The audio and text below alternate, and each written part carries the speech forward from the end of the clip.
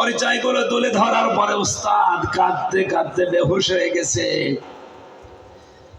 মাকে ডাক দিয়ে বলছে, মা জননী, আপনার ছেলেকে মনে হয় কোনো জায়গায় পড়িয়েছেন, এখন নিয়ে এসেছেন আমার কাছে পরীক্ষা করার জন্য। বলে, কই, আমি তো এখনো কোনো জায়গায় দেয়নি, এই প্রথম নিয়ে আসলাম।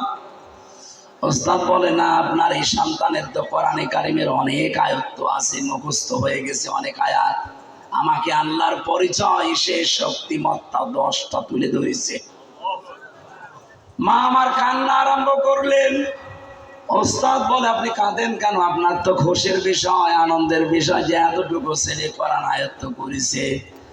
মা বলে, ওস্তাদ, আমি যখন এই সন্তানকে পেটে নিয়েছি, প্রতিনিয়ত আমি কোরআনে কারিম পড়তাম, বোঝার জন্য চেষ্টা চালাতাম।